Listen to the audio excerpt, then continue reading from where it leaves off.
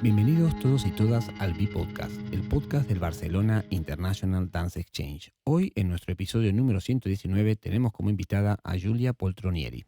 Giulia, un gusto tenerte con nosotros, bienvenida. Muchas gracias. Un placer. Lo primero que te queríamos preguntar, que es un poco con lo que empezamos cada una de nuestras entrevistas y nuestras charlas, están ligadas a la persona y luego vamos a hablar de todo lo que haces porque haces un montón de cosas, pero nos gustaría primero preguntarte ¿quién es Giulia? ¿Cómo te describirías en esta primavera del 2025 que estamos atravesando en la ciudad de Barcelona, aquí en los estudios de Fonos? Julia es una persona, es una madre, es un ser humano, primero de todo, y después no deja de ser también una gestora cultural. Una persona que ama su trabajo infinitamente, pero que también necesita y intenta cuidar los espacios fuera de él. Mm. ¿Y cómo son esos espacios dentro y fuera? ¿Cómo se sinergian en tu vida cotidiana? Pues ese es un Tetris, literalmente, mi vida cotidiana, claro. Por un lado, como ya comentabas, pues el hecho de que haga muchos proyectos y que trabaje en muchos proyectos, eso lógicamente complica un poquitín más el Tetris, pero sencillamente se trata de priorizar y organizarse. Lo que acaba como perdiendo siempre espacio es el sueño. O sea, básicamente duermo poco. Vale, perfecto. Y con esto del tiempo y con los diversos lugares donde estás y esto que describiste que sos, ¿qué sentís que le traes al mundo de las artes escénicas, o al performing arts, o artes vivas, o como lo quieras llamar? ¿Qué sentís que es tu condimento, tu receta, o tus recetas, condimentos, tu invitación? Em, no tanto lo que has traído, sino lo que estás haciendo en este presente, ¿no? También. A ver, básicamente el acercamiento a las artes escénicas es un tema de lenguaje y de necesidad de acercarme a una forma de comunicar, que Mm, es desde el arte, que es la que realmente yo noto que me funciona. claro. Nunca he sido artista.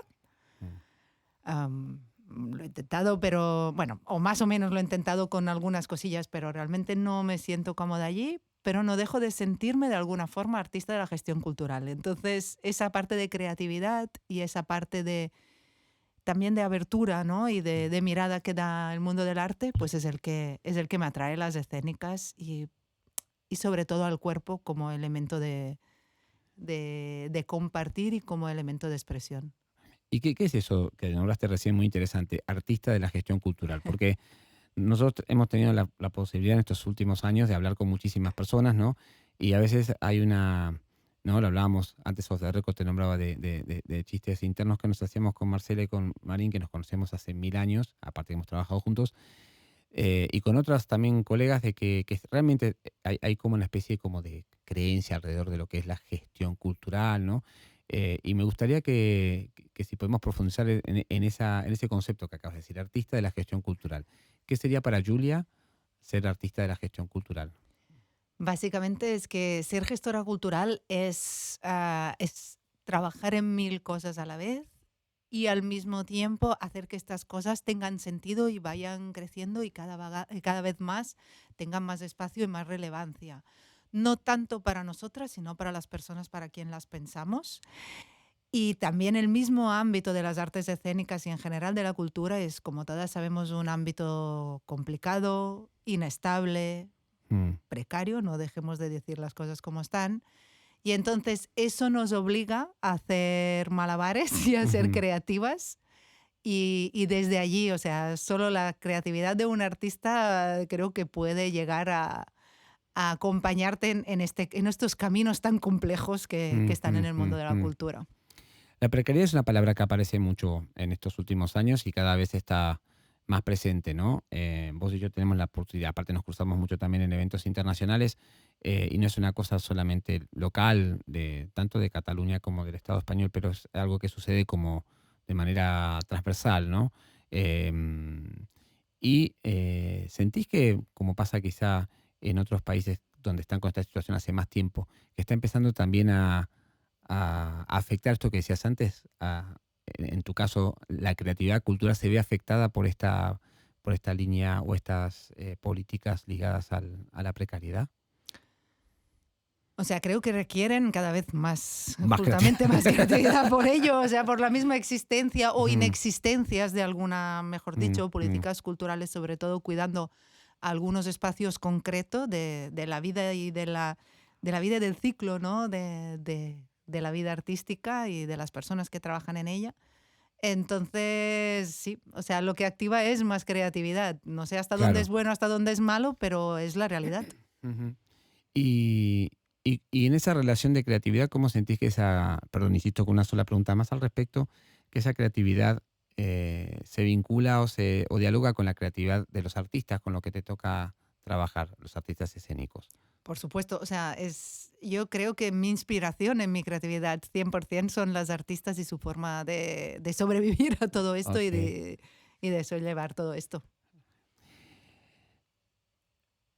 Con respecto a eso, ¿qué sentís que es lo que te estás cuestionando en este momento? Como profesional, como persona, ¿qué pregunta tenés o qué preguntas tenés si tenés ganas de compartirlas?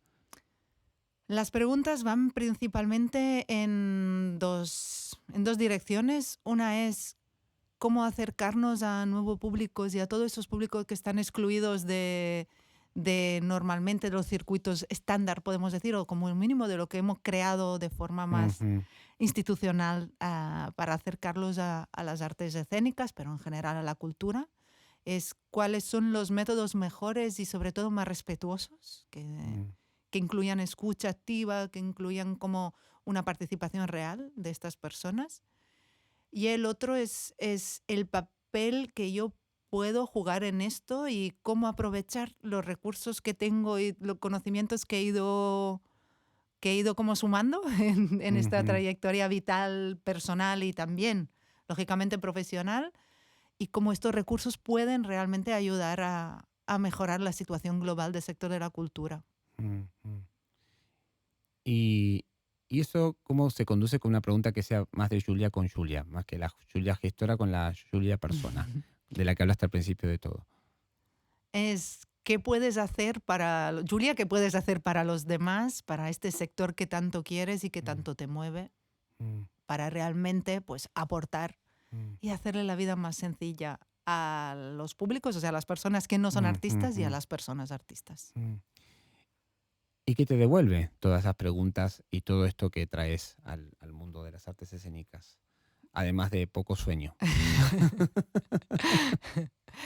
Bueno, una infinidad de preguntas y de cuestiones y de cuestionamientos, podemos decir, a nivel personal, ¿no? De realmente de creencias mías, hasta dónde estas creencias propias son reales y no, hasta dónde estas creencias propias pueden ser útiles a los demás, Ujú, pero no a mí. Un mm, equilibrio. mm, Lo que me devuelve es como una búsqueda de equilibrio en todo esto y mm, también para no perder mm, la Julia que no es mm, gestora en todo este pensar y en todo este maquinar.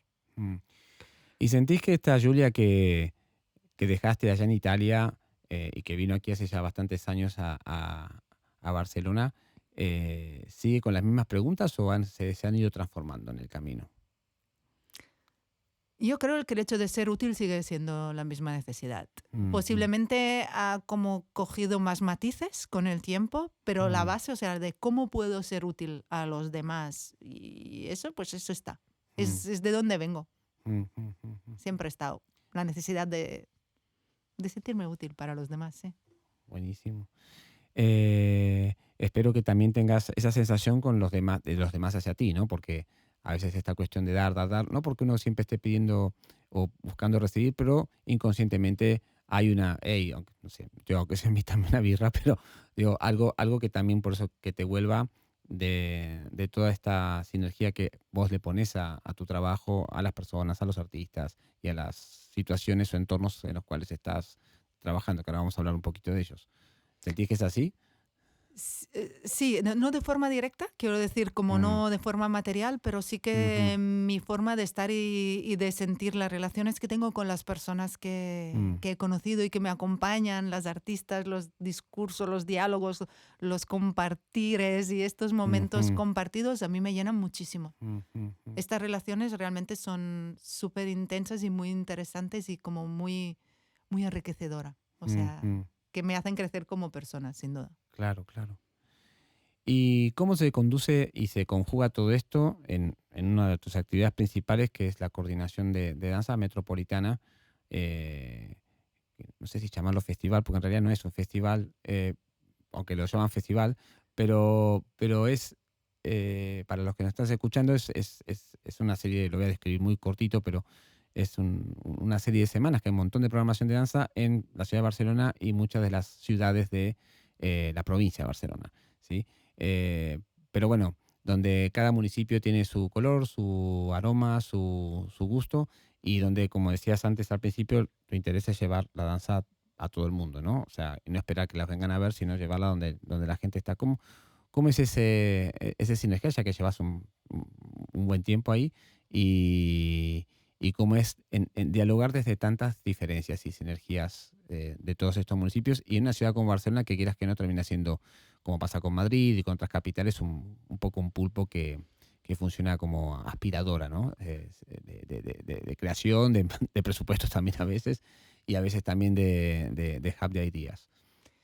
Claro, Danza Metropolitana es eso, básicamente es un acuerdo entre 12 ciudades del área metropolitana de Barcelona. Y desde el mismo concepto de acuerdo es la forma desde la que trabajamos, Mm, desde un compartir ideas y una forma de ver la danza, independientemente, justamente lo que decías, de los colores. Esto se ha ido consolidando y cada vez hay más ciudades que se han ido apuntando. Porque al final se ha sabido reconocer la danza como elemento cohesionador entre municipios muy distintos, con ideas muy distintas, con formas de ver la vida muy distintas y con mm. situaciones socioeconómico-demográficas muy, muy, muy Muy diferente. dispares. Sí, sí, sí. Y entonces es desde la diversidad que se crea danza metropolitana y la misma diversidad es la riqueza de danza metropolitana. Ujú, Entonces, mi papel aquí en medio es escuchar esta diversidad, respetarla y acompañarla a que se traduzca en una programación que tenga lo máximo de sentido conjunto mm, posible. mm, Eso es lo que intento hacer con un objetivo. Yo tengo un objetivo muy claro que es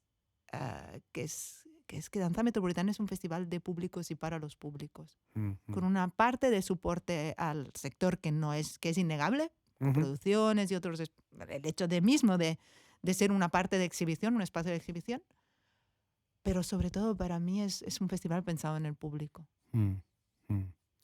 Esto se junta con alguna cosa que hemos hablado off the record, ya que nos conocemos hace bastante tiempo, con este espíritu que tenés de espectadora también. Sí, sin duda.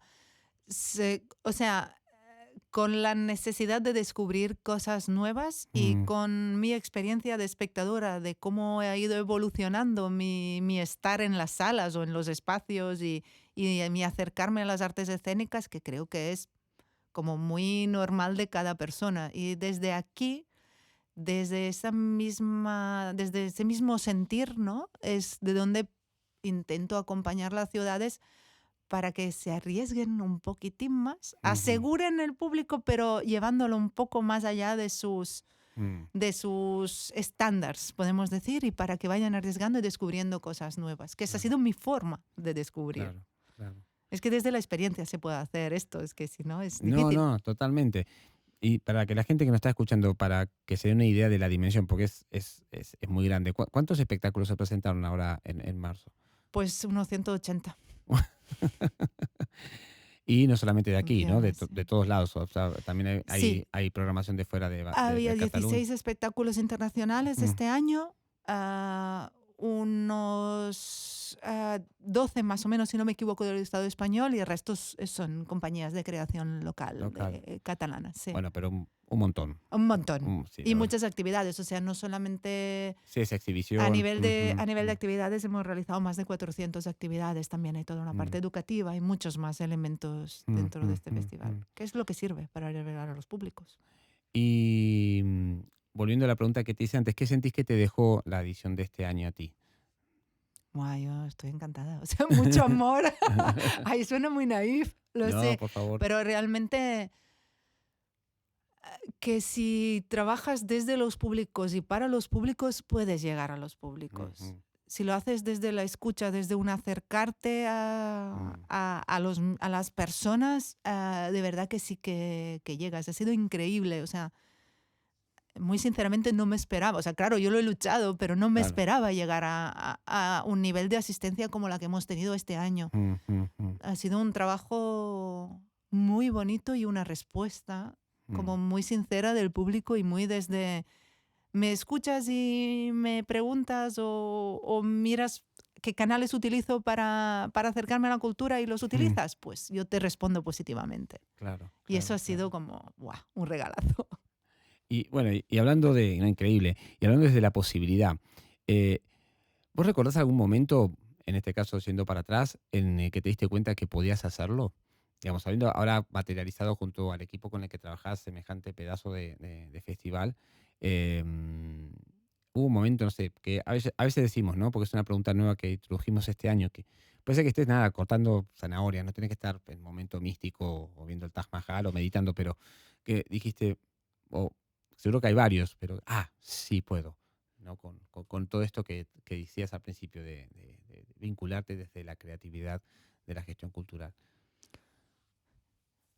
Creo que mi momento mágico para esto son las duchas. Funcionan muy bien como momentos de creatividad puras y como de acabar de enlazar como conceptos. Y creo que ahí es donde más salgo con energía de en plan, sí, podemos y yo creo que este es el camino. Y entonces es perseguir ese camino de vez en cuando también en contra de algunos vientos y algunas mareas.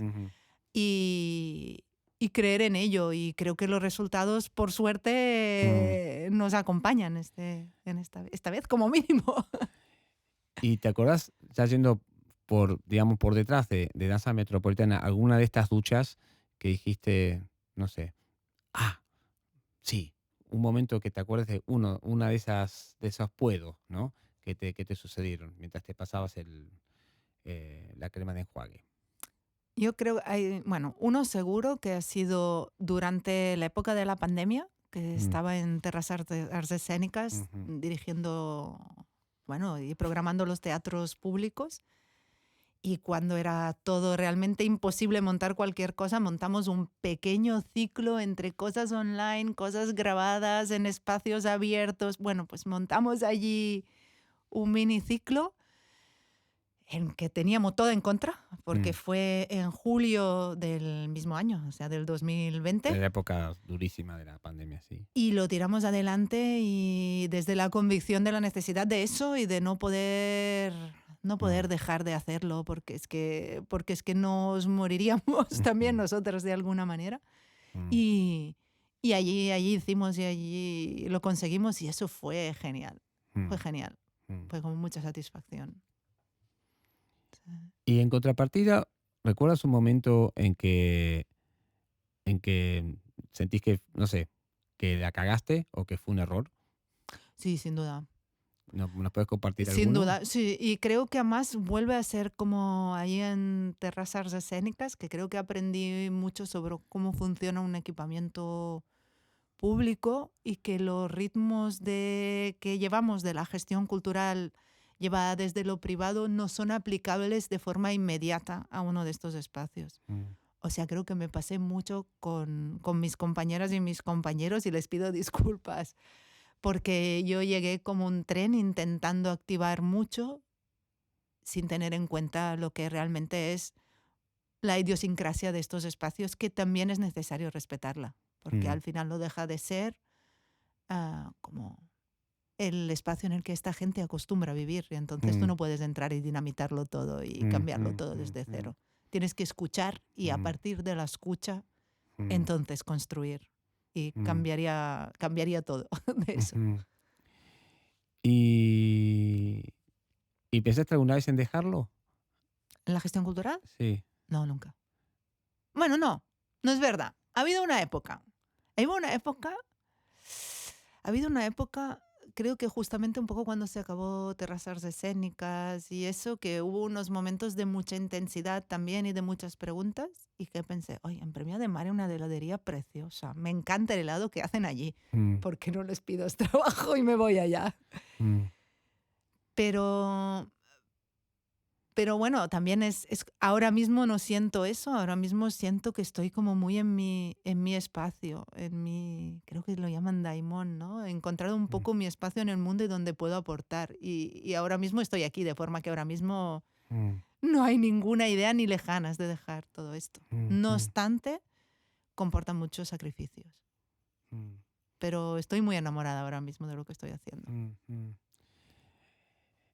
¿Queda espacio para Julia con Julia dentro de todo esta intensidad de cosas que nos has compartido? De un espacio donde te vincules contigo misma, más allá de tu familia, ¿no? De que estás, bueno, tenés la posibilidad de vivir fuera de la ciudad, lo cual también eso, quieras que no, te desenchufa, ¿no? De esta ciudad que, bueno, yo vengo de una ciudad más grande que es mucho más neurótica y ruidosa como Buenos Aires, pero bueno, no deja de ser una ciudad. Eh, ¿Queda espacio para Julia con Julia en este ir y venir? La Julia con Julia es lo último que hay y Mm, es una lucha constante encontrar mm, estos espacios. Mm, Me intento obligar, tengo un pequeño espacio que es mío, que es mm, con mis clases de costura, ujú. que son un día a la semana, 3 horas que dedico, perdón, que dedico a eso. Y lo siento. Esto no estaba previsto, aviso. Lo editaremos, no te preocupes. Pues decías de las clases de costura. Sí. Pues mi espacio son unas clases de costura que hago una vez por semana en la Escuela de la Mujer, en la Escuela de la Dona, Mm, y que me llenan infinitamente de creatividad desde otro punto, mm, más físico, y eso es un ujú, espacio sagrado. Tengo algún espacio más a través del arte terapia. Últimamente he encontrado un espacio muy bonito y que me acompaña mucho en conectar conmigo mm, misma. Y estos son los que me obligo, pero mm, sí que intento siempre que pueda encontrar algún pequeño espacio más, porque estos están como dirigidos y mm. creo que lo que me interesa es que Julia pueda estar con Julia sin ninguna actividad también. Claro, claro. No, estar en un sitio donde te dicen qué hacer, en el buen sentido, a veces es sano, ¿no? Un lugar donde vas a recibir, básicamente, ¿no? Y también un lugar donde estar sin necesidad de hacer, ¿no? Un poco lo que hablábamos al principio de todo, ¿no?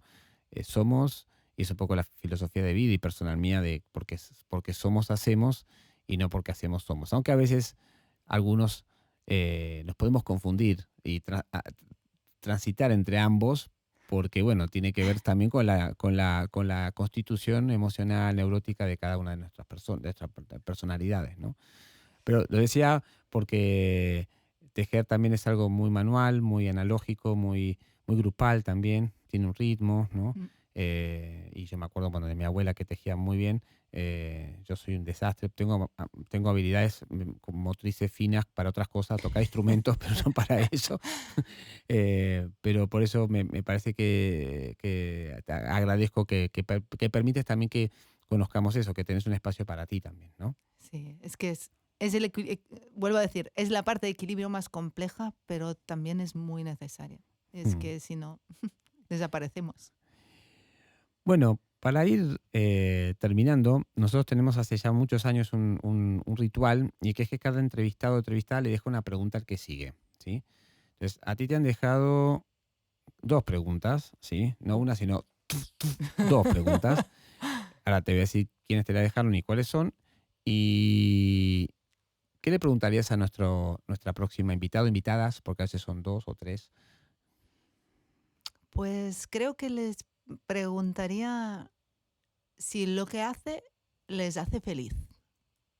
Bueno, a ti te han dejado dos preguntas, Bárbara Martín y Carla Pérez de Danza In Vitro. Ujú. Entonces, la primera es, ¿compartirías un pequeño ritual para conectar con el cuerpo? Y la segunda es, ¿nos hablarías de tus referentes femeninas que has tenido en tu vida y qué has absorbido de ellas?